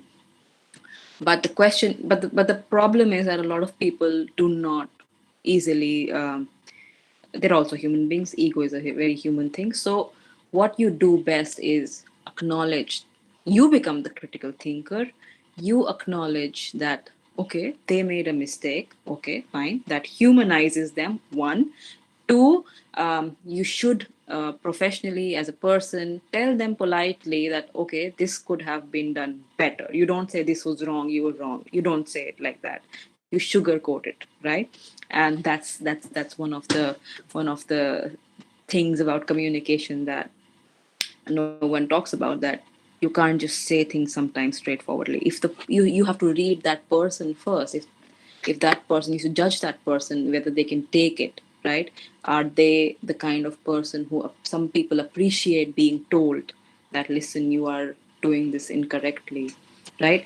But if you're criticizing somebody, nobody likes direct criticism. You have to sugarcoat it. So you say it in a way that is is slightly positive. So instead of saying, you did not do this, you say, it would have been better if you would have done this, or this way it could have been so much better, because the outcome which you were trying to get to is reached quicker, right? So you say these things politely, you effectively sugarcoat it as well as communicate it. And I can't promise you that the person you tell this to will not always feel bad, because they will realize, oh, this person, she finds fault in my ways. But the point is, sometimes disagreements happen, and they will happen, but you have to still go and say it politely, and acknowledge that hierarchy, because it exists, and you cannot just become a revolutionary overnight and change everything. You have to say things in a certain way to a superior, right? The best that can happen is the superior will understand what you're saying and and listen to you and thank you for bringing that point to attention. And sometimes the superior, maybe they might have their own tensions, and they might be upset, and you have to be very aware of these kinds of things because they have a lot of responsibility.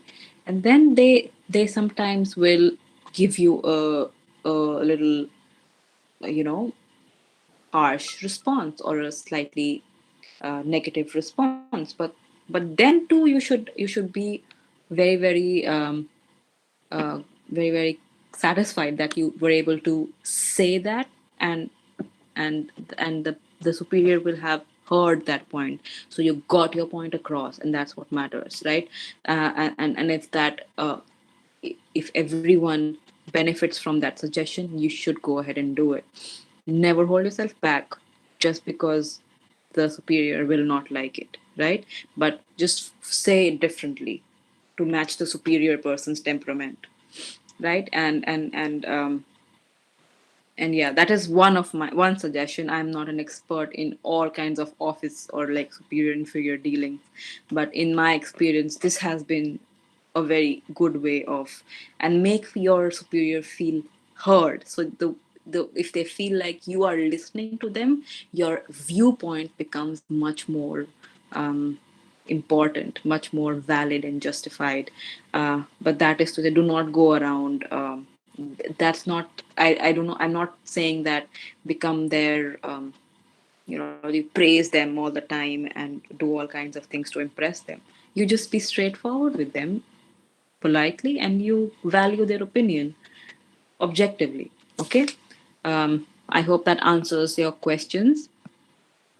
Rahul Kundan. Interaction between boys and girls is not so good like in our class. What are the initiatives to be taken by the class to lessen the communication gap between boys and girls? I like this question also because this was one of the questions that one of the students asked me in my last GCET visit.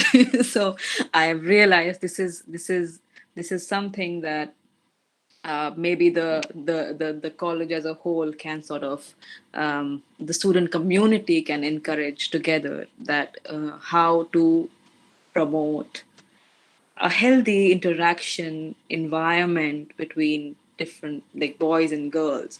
And don't forget, you might find my saying it um, different, but there should be, I would strongly advise, there should be a gender awareness sort of a thing where you acknowledge the different genders. Now the LGBTQAI plus movement is now that I have stepped out of India and looked at how the rest of the world is sort of going about it, that movement, people are taking it very very seriously outside. And when you're in your workplace, you will meet different genders, and as bosses you will have to account for gender sensitivity in your work environment. So start from your college space.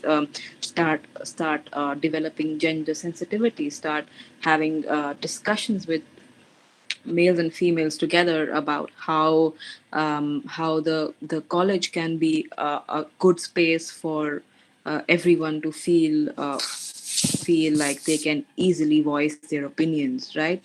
And the girl boy interaction, like, sometimes it's a college is a time when, I don't know, like, the girl and boy interaction is always taken in one aspect of it. But you are all, if you think critically about it, you're all students and you're all there to learn. And it's not like girls and boys are inherently different species of um, or aliens to each other. You all have similar minds, you're all in the similar course, and you all have good ideas. So what I have observed around my where I've worked, I have taught, is that people create these discussion groups, people take part in activities together, people, when you hold festivals and all, you have more interaction. So create an atmosphere of activity. Especially if I'm encouraging you to do critical thinking, it's good to have like a reading group or a discussion group where you pick up like an article or a movie, and you all discuss in a room and speak about your ideas. right? And these kinds of, and I think the college can also encourage such student run discussions, like respectful discussions toward each other, without making each other feel like insulted, or making each other feel heard, right? So these kinds of things, where students get a place to talk to each other, and the students can take it up on their own too. They should engage in such intellectual activity. That is one of my suggestions. Ma'am, But ma'am, I yes. think it's maybe because of the seating plan. Like boys sit separately and girls sit separately. So Like is it like the seating plan is provided to you? बैठते हैं ma'am अब पता नहीं ma'am जैसे Khud ma'am say, like, they in just, nobody is officially given a seating plan. Ma'am That's what I'm like in asking. our school when we of younger ages. So Ishita, no sitting plan. Officially, no sitting Okay. plan. They used to sit. That's what I thought.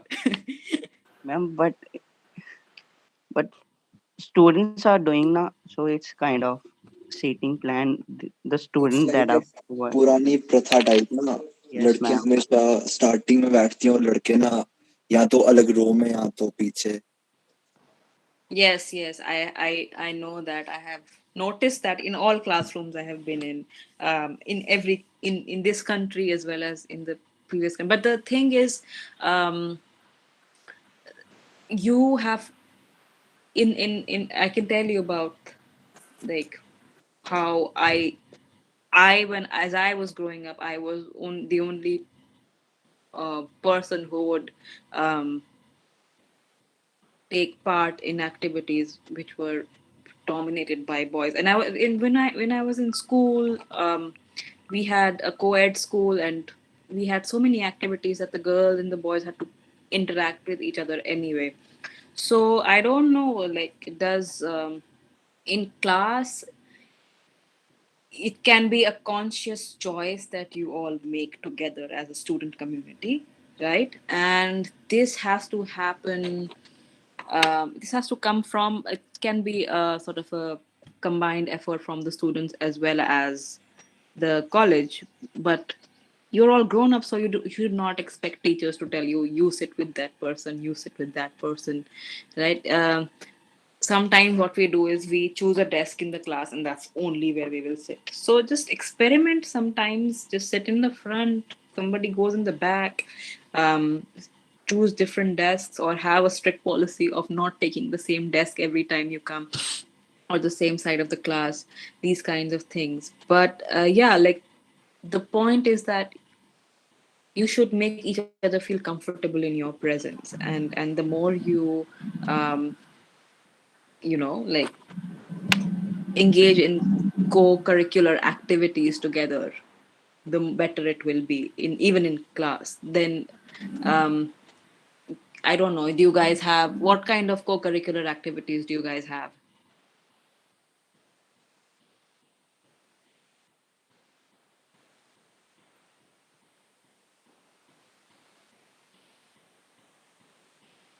And after online classes, we have just joined our college a few weeks ago.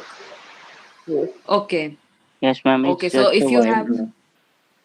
okay, if you have like student societies, like, um, these kinds of things, then you can all get together.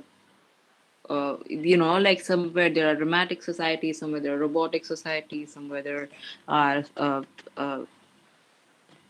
at time, okay, there are multiple kinds of society. So these kinds of practices help in engaging with better interactions with two genders. But yeah, you have, as seniors in a college, you have this agency, that the environment of your college. So you start, so like, if there can be decided that, oh, seniors do all the ragging, there also can be decided that seniors set the trend in the college. So you sort of set this kind of trend where uh, you know um, you talk freely and comfortably with each other without making the other person feel uncomfortable.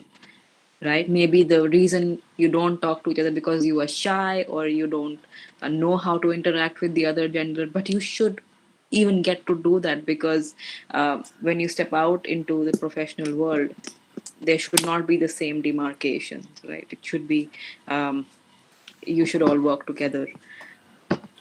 Okay. There's a lot of comments about this, which I'm very happy about. Communicating is good at go to a certain level, but sometimes people don't understand like why you are being sweet, or could be that they take your intentions in a wrong way. I want you to just tell me about our body language to handle those kinds of people who get wrong ideas when you talk with them in a good way, or just try to be friends. Yes, so that's again in even in the discussion of girls and boys, it's a very important thing. Like your body language should not make the other person uncomfortable. So I mean, basic things like keeping a comfortable distance but not going too far away. um, People are generally very skeptical. Well, somebody if somebody starts acting very nice all of a sudden, people do get to be a little thrown off, right? Like, why is this person being so good to me all of a sudden? And the way to go around it is to not to just instantly amp up your interaction with somebody. Ease somebody into every person likes is a little bit hesitant at first, shy at first. So everything has to be eased into gradually. It is a time consuming process. Some people respond to these kinds of things. Some people respond to you going saying hello and talking to them, and that's a great thing. I mean, more people should be like that. But some people are introverts. That means they don't talk to people easily. So for them, it's they need time, they need a little bit of space. So you go to them gradually, and it's a time consuming process to make somebody see that you are not for anything else but just to be friends with them, right? And there's many things uh, which people think, but a consistency in your attitude, in your behavior, uh, a, a very sort of a standard behavior, and people knowing about who you are is one of the ways in which when people appreciate you and you are nice to everyone and these kinds of things, people are not going to misunderstand you right away. But if you just sort of bounce on them, sometimes they might, right?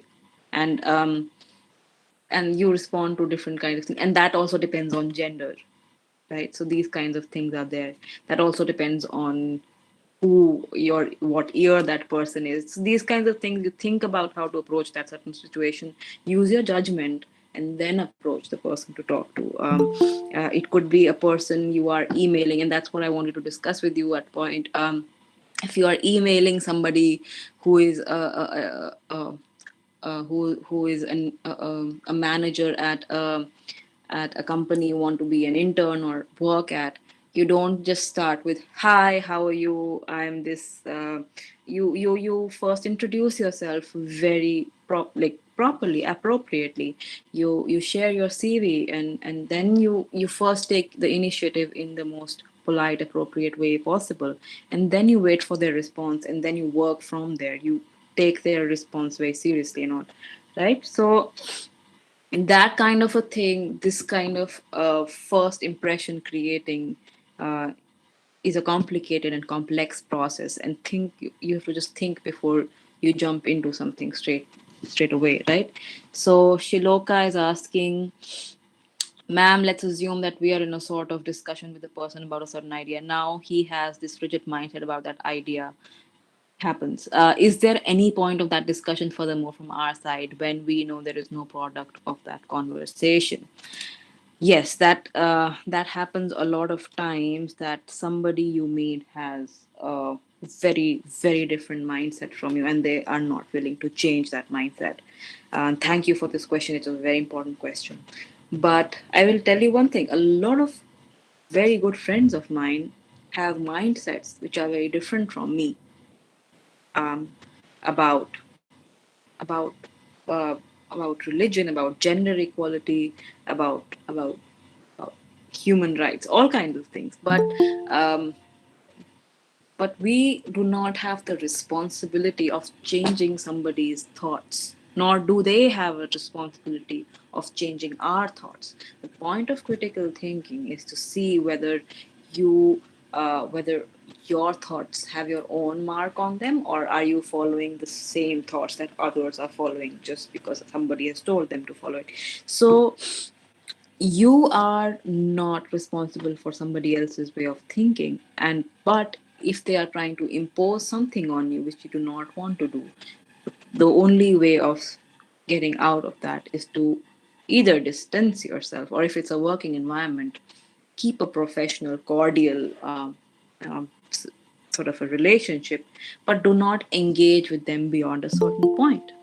um, a lot of people just become enemies for one ideological difference meaning difference in basic ideas.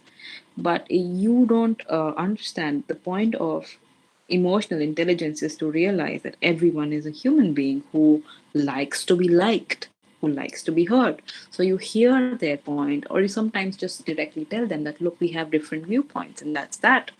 I mean, you will not you will not move from where you are, I will not move from where I am. So let's just be at peace with that and see where we go, because there must be other things we like about. And yeah, in the first or second meeting these things don't become very clear, but slowly and gradually you will realize that people, although they say they are rigid in their ideas, they do change. So time changes everyone. So the point of critical thinking then is to judge and be your own decider of whether you want their idea or not, right? So it's a very good question, Shiloka. And I am answering this question, but I would like if anyone wants to come in and talk about this, whatever I'm discussing. Okay. And okay, Raghav, ma'am, somewhere or the other we have in mind, what will people think or say? How can we overcome the stigma? This is a stigma. That's a very good question, and this is one stigma that I have also dealt with a lot. And well, see, I don't, I can't solve all these problems, obviously, but I can only suggest some things. Um, I don't know if I do this well or not, but I just try to pay attention to my work. I try not to indulge in saying things about other people who are trying to work towards and build them from ground up, and just don't. I mean, the stigma of what people will say has haunted so many people, and I've seen people just not pay attention to it, do their own things, and when they're successful the same people will say the opposite thing. And this has happened with me, you guys. I will tell you, I wanted to do my in when I was in 10th, I wanted to do bachelor's um, in oh sorry, in 10th I wanted to take humanities as my stream, and my and everyone in my family, including relatives, everyone wanted me to take the science stream, because they thought that I was going to do well in that somehow. But there I back then I was a child, and I just did not know how to say no to that. But I kind of had to reason with everyone and say that I am not going to take science stream after I'm done with my 12th standard, when I'm done with school. And people would come back to me and say, but then what will you do for your country? Why aren't you doing engineering? And people, and even for something as small as that, people will have opinions about you, about how you should live your life and how you should chart your own career. But I'm so happy I did not do something I was not going to do anyway. So for me, not caring about what others think means I will chart my own path, because I know myself best. Because I am trying to form my own critical thought process, where I can I can be honest with myself and say, what do I want to do, and is it a good thing or not? If it's a good thing, if I'm really confident that I can do it well and I will put all my hard work into it, I should do it, because that's the best bet to have. success. But if I'm doing something because other people are telling me to do and I'm not invested in that, it's not going to go. It's always going to hold me back. So and the people who will believe in you will let you be yourself. The people who do not believe in you don't matter. So these kinds of things like everyone, this is like conversational stuff. So yeah, this is my 2 cents on this. Sharid Hassan, has the development of the internet and social media caused a change in the way we communicate, like change in our quality? It's a very good question. And I'm glad that you're starting to think in that line, because the more you think, and there's so much written about this, Sharid, there are people doing PhDs on this topic, and it's called digital humanities. The entire branch is called digital humanities, and as an anthropologist, I realized that earlier anthropologists used to go to the field in the villages and talk to people and understand their cultures and then write about it. But now sometimes you don't even have to go to the field, because people are posting so much online, and ways of expressing your culture, your identity has changed into this to the space of online discussion. So it's very good. It's very, very good that you're asking about these questions. And these kind of questions, you should start thinking about that. How has a change in technology around us changed us as human beings? Because you guys are engineers, and um, these kinds of questions are very, very important, and you need to keep questioning. You need to keep asking and thinking about these things, and this is how you will develop your mind. And to suggest one of the co-curricular activities which you can also do online, with girls and boys should all participate, is everyone should have this. You can form this group where everyone gets together and discusses the latest news and technology and how it has been received by the people, a new invention or a new product, or something which you are passionate about.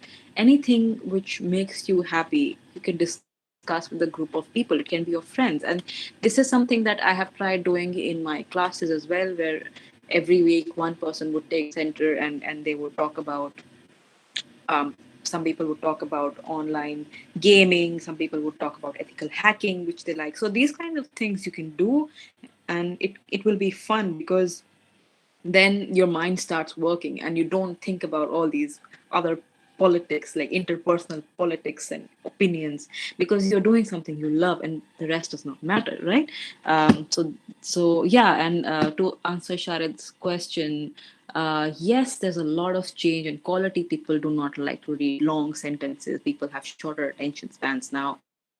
A lot of visuals are encouraged. People have this sense of anonymity and freedom on the internet, which people take for granted sometimes. But now, a lot of these a lot of what happens on the internet is also affected by the place where you are using the internet. Is it a village remotely placed um, in a country with limited internet infrastructure? Is it a country which regulates its internet a lot? Is it a country which has a lot of commercialization on the internet? So there's different parts of it. And if you just try to go into this a little bit, you will realize that there's a whole world to explore, and there's so many things to learn, right? So I really encourage you all to push yourselves into, and you have internet, you have your professors, you have me. If you want to ask anything, I mean, I'm going to share my email ID with you. I think I've already shared it with Vibha ma'am, so you can reach out to me if you have any questions, kind of these kinds of things, right? Or if you're interested in something, and you have things like Coursera, you have things like online courses from all the best universities in the world. And to be honest, like even the people who are studying in the UK or in the US right now are doing the courses online, so there's not much difference anyway. So the COVID pandemic is something you can think about, is changing the way knowledge is being shared among people, right? So Shai, it's a very good question, and it's in the right direction. You can definitely should pursue this a little more. Prajwal, we are all talking about seniors, which is quite easy as compared to talking to a junior, because we're also role model to our juniors and often talk with anger and talk with no interest without even realizing that we're also junior to someone. So shouldn't we also talk to our juniors as we do to our seniors, to just to make them uncomfortable? Exactly, you should, and that's a very good question, because you are on your own asking these questions. This is a symptom of your own individual thought process, that you are questioning what is happening, and you are just saying that, okay, conventionally something happens like this, it has always happened like this, but just if I stop and question it, that the best way to for this thing to happen was to for all of us to come on the same level and talk to each other as human beings, um, and not as senior junior. So that would be a very, very good thing which you all, if you try to do, it'll be very good. It will make a very good environment in the college. And you have the online platform with you. You can hold your own awareness meetings. You can take these initiatives. Nobody is stopping you. It does not cost any money. You have the time right now because you're not traveling to college, going back. So these things you can do on your own as student communities. Obviously, keep your faculty involved and informed. Be respectful of the college code of conduct and all of that. But take these initiatives as a student population, right? Um, and Sakshi, at times we overshare during a conversation, and by the time we realize it's too late. How can the situation be handled then? Oh well, being an oversharer myself, I am also looking for the answer to that question. um, well, the thing I do is I tell myself to think before speaking next time. But see, mistakes happen, and if you overshare, you just make talk to the people it has affected, and if it's about you, you talk to the person.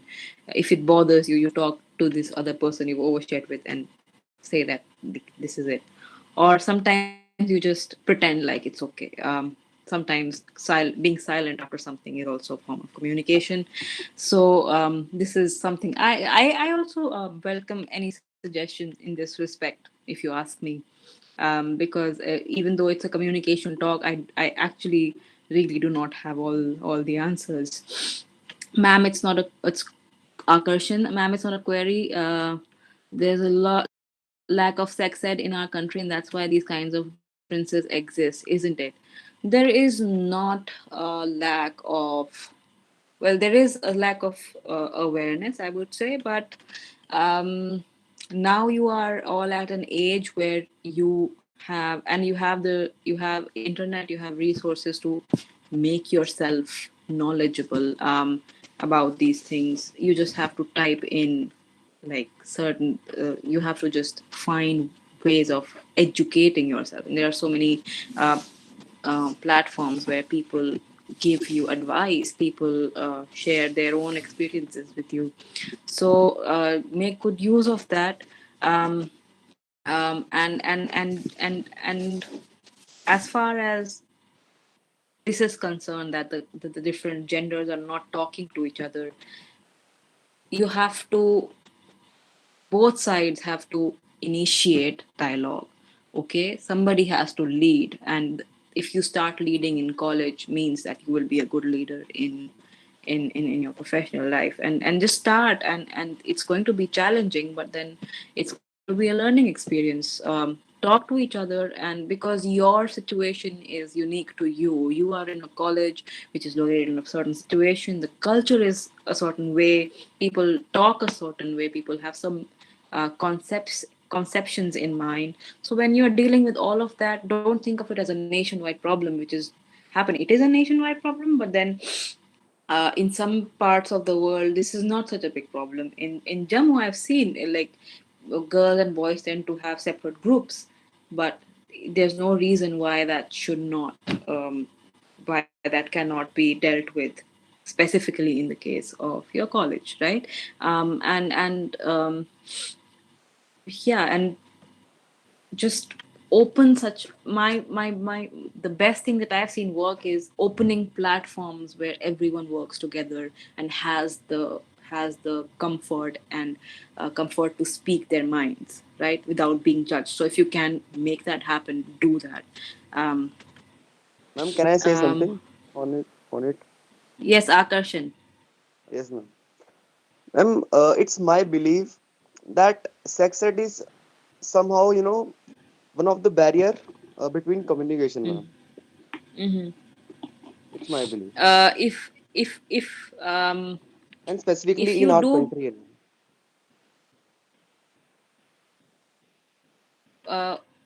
can you hear me? Yes, ma'am. Okay. So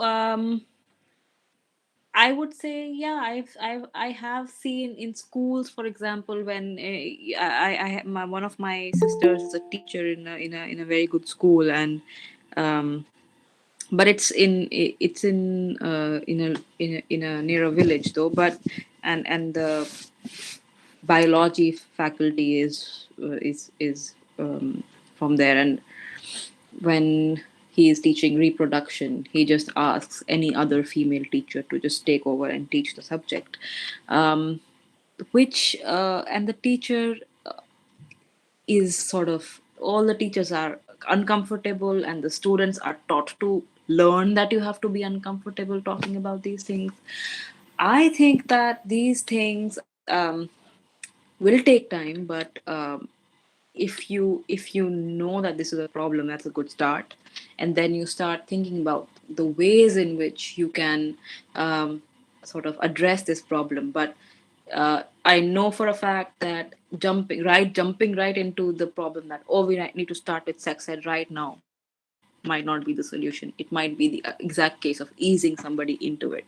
So, and there's a lot of things which are not openly discussed. But now what I have seen is that through the platform of the Hindi film industry, the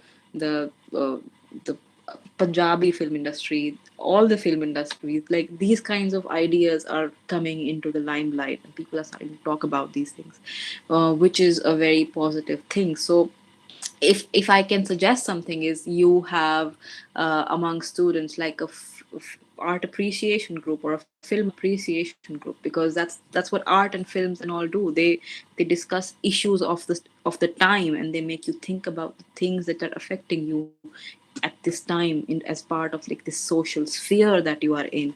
So and and and and sexuality is a huge part of it, and acknowledging different things is a huge part of it, but that's one of so many things.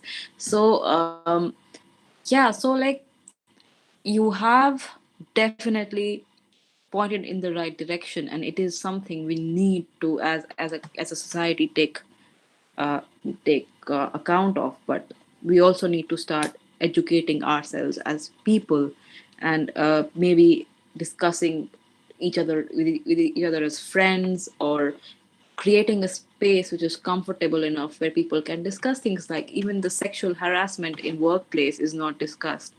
um, um, and uh, and it's funny that uh, somebody will, even in this chat, for example, somebody will bring up harassment as a way of embarrassing somebody.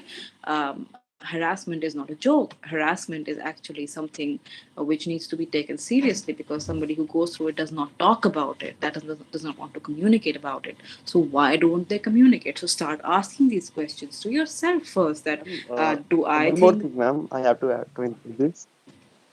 Ma'am, what about our parents, ma'am? what Their about the parents? mentality, Can you expand? little bit. Mm-hmm. Yes, ma'am. In this concern, जैसे कोई मेरी female friend है, वो मेरे घर पे अगर आएगी ना, तो मेरे पेरेंट्स Mm-hmm. सोचेंगे यार, मतलब कुछ उनके दिमाग में मतलब वही साइड आएगी ना, समझ रहे हो आप? एंड सेम, uh है that ना? again. और Mm-hmm. Yes ma'am, you continue, yes ma'am. Okay.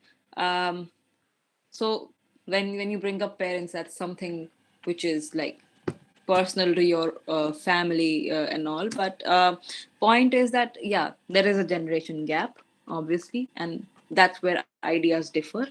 There are and friendships between male and female. The reason why we are like in different, girls separate, boys separate, is because we have been brought up in a culture where this is not the meeting girls and boys freely is not something that is easily acceptable. Like people take time to accept it because people are still letting go.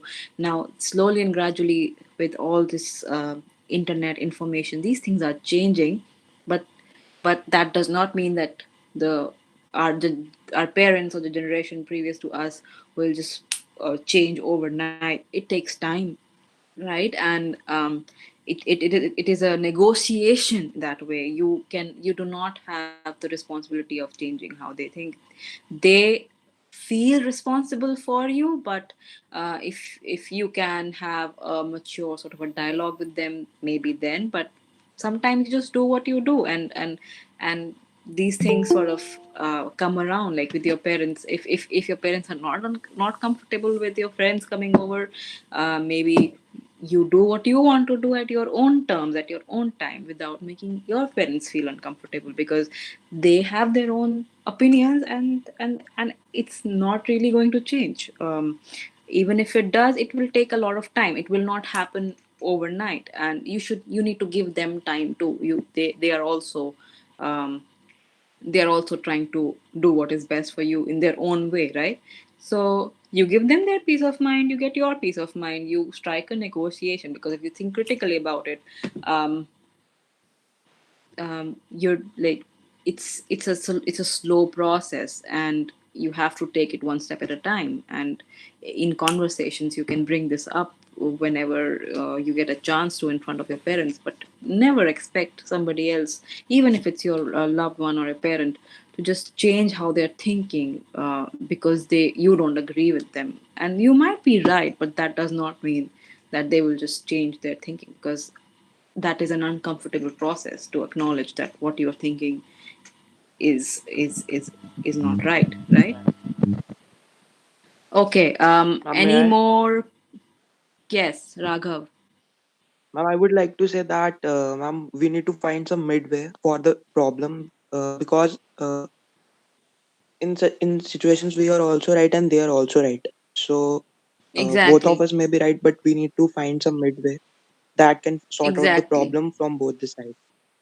Exactly. And that finding that midway is, every person has their own way of learning new things, or changing things, and you are the only person who knows your loved ones the best.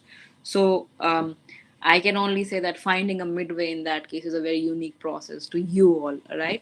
So there you have to be very careful, you have to be very open minded, both sides have to be. And it takes time, but you will get there. So it's a good input, Raghav, when you say that it's a midway process. Now um i I think we're beyond time, and I will just end by saying one thing. I had a couple of things which I wanted to discuss, but I will leave them out this time. But one thing which you guys need to do is be comfortable with your reading and writing, right? Make yourselves more and more comfortable with reading different kinds of things. Make yourself more and more comfortable with writing in a structure, structuring your thoughts. So there should be a coherent flow in your thoughts. It should not be inappropriate. Like when you're writing an email, it should not be like, hey, how are you, sir? It should be dear sir or dear ma'am. And even when you're writing dear sir or dear ma'am, don't just assume it's going to be a sir or a ma'am unless you know beforehand. These kinds of small things, um, start paying attention to them right away. Your grammar, your punctuation, what you capitalize, where do you use too many emoticons, what do you do, right? So these kinds of things. But from where I can see your chat and everything, I think you guys are very articulate. You guys know how to write well. You know how to write your questions. So this is good. So work on that, and just push yourselves to learn, push yourselves to ask questions, and push yourselves to think critically, not just about what others are doing, but what you are doing, and what loops and assumptions you are falling into without realizing. It's very, very important. And to help you do that, you need to talk to other people who might have viewpoints different from you. That's the best way of stepping out of your own shoes. Okay, so thank you everyone for listening to me talk for very, very long. And I had a lot of fun listening to you all and your questions. And 2 hours is a very long time for you all to keep listening to one person, but you did it, and I respect that. And over to the organizers. Thank you, ma'am. Vibha ma'am, can you unmute your screen? Yes. Thank you, Shita ma'am. It was very enlightening session for all of us, and I hope that your suggestions will be well acknowledged by students, and they will try to be effective in their communications while talking to anybody wherever they are communicating professionally or personally. And thank you for your precious time. Bhavna ma'am, want to say something?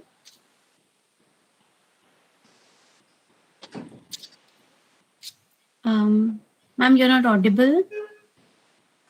Thank you, Ishita. It was a wonderful session and moreover very interactive session. The students also communicated with you. Uh, I And request. I hope whatever you have given to the students, they will act on that and they will walk on that. Thank you so much, Ishita. Thank you so much for having me, and I'm so happy to keep this tradition of meeting GCET students alive every year. And I had a lot of fun. It's always nice to interact with. I miss teaching, so this is one of my few chances to talk to students and learn what they're thinking these days. Yes, thank you so much for this session. I had a lot of fun. I had a nice Sunday. Same here, ma'am. We all are enjoying the your suggestions, and yes, we will try to incorporate that. I request Parshdeep to please present the vote of thanks from behalf of student committee.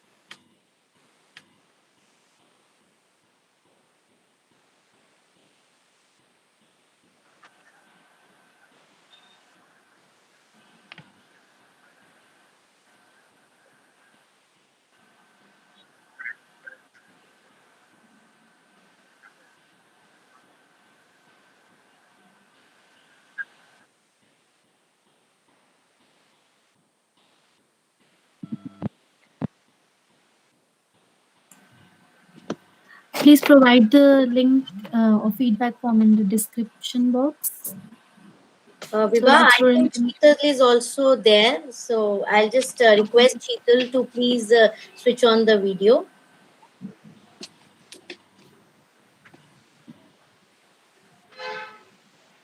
Okay, in between, you just post the students are requested to Yes, Ishita. She's Sheetal. Hello, Sheetal. Hello, She was Sheetal ma'am. she was busy earlier, so she joined late. So I thought I'll just introduce her. So,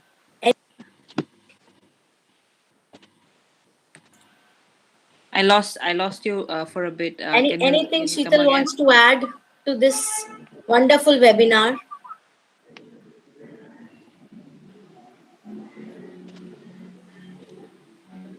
Hello, Sheetal. Can you hear me?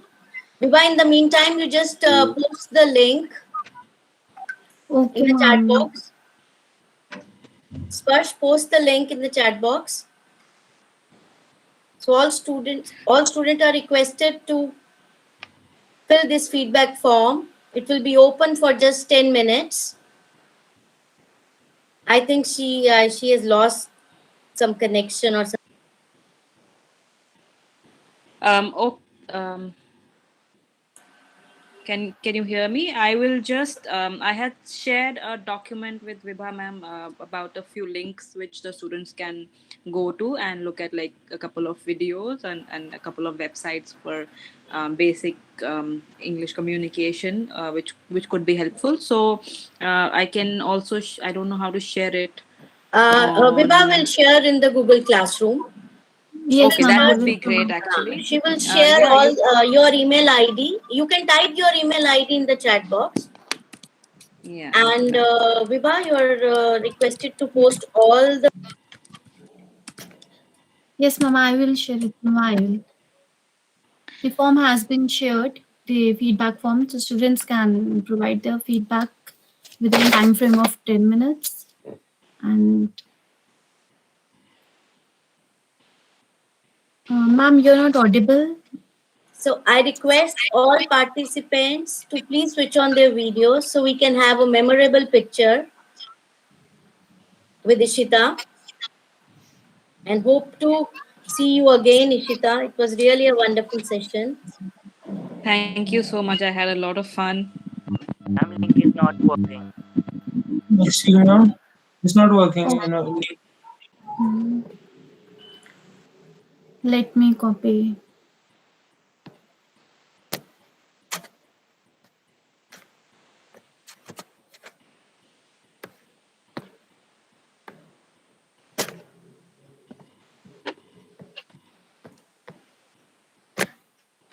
I have provided the link. Just say that is it working or not.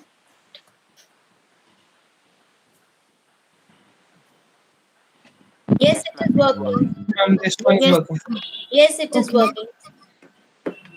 So I request So students, participants to please switch on their videos so that we can have a memorable picture.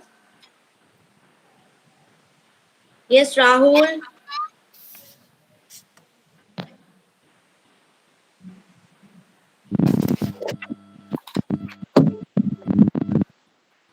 Yes, Sharad.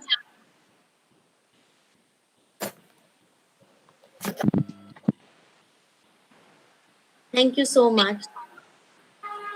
Ishita, if you want, you can leave the session. Thank you so much. We'll just wait for a Thank few you, more everyone. minutes. So thank you, Shita ma'am. Okay, bye bye. thank you, Ishita. Bye bye. Thank you. Bye.